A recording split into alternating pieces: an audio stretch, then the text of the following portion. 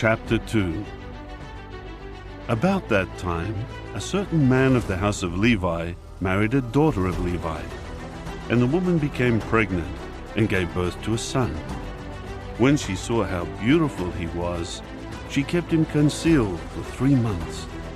When she was no longer able to conceal him, she took a papyrus basket and coated it with bitumen and pitch, and put the child in it, and placed it among the reeds by the bank of the Nile River. But his sister stood at a distance to see what would happen to him. When Pharaoh's daughter came down to bathe in the Nile, her female attendants were walking by the side of the Nile, and she caught sight of the basket in the middle of the reeds. She immediately sent her slave girl to get it. When she opened it, she saw the child, and the boy was crying. She felt compassion for him, but she said, "This is one of the children of the Hebrews." Then his sister said to Pharaoh's daughter, "Shall I go and call a nursing woman from the Hebrews to nurse the child for you?" Pharaoh's daughter said to her, "Go." At once the girl went and called the child's mother. Pharaoh's daughter then said to her, "Take this child with you and nurse him for me, and I will pay you." So the woman took the child and nursed him. When the child grew older, she brought him to Pharaoh's daughter, and he became a son to her. She named him Moses and said, "It is because I have drawn him out of the water." Now in those days, after Moses had become an adult, he went out to his brothers to look at the burdens they were bearing.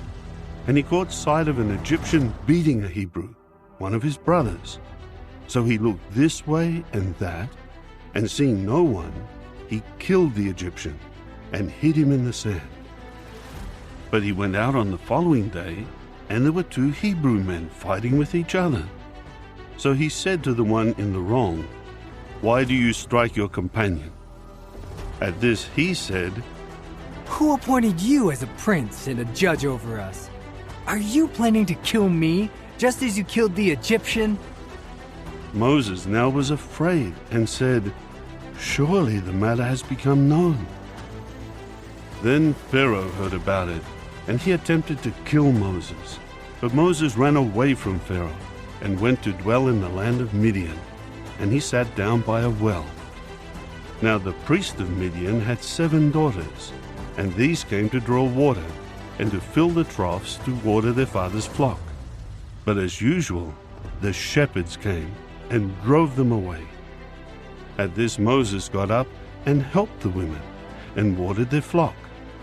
When they came home to their father Reuel, he exclaimed, "How is it that you have come home so quickly today?"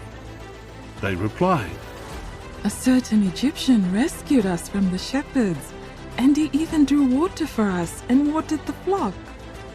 He said to his daughters, "But where is he? Why did you leave the man behind? Call him, so that he may eat with us." After that Moses consented to stay with the man, and he gave his daughter Zipporah to Moses in marriage. Later she bore a son, and he named him Gershom, for he said, "I have become a foreign resident in a foreign land." After a long time, the king of Egypt died, but the Israelites continued to groan because of the slavery and to cry out in complaint, and their cry for help because of the slavery kept going up to the true God.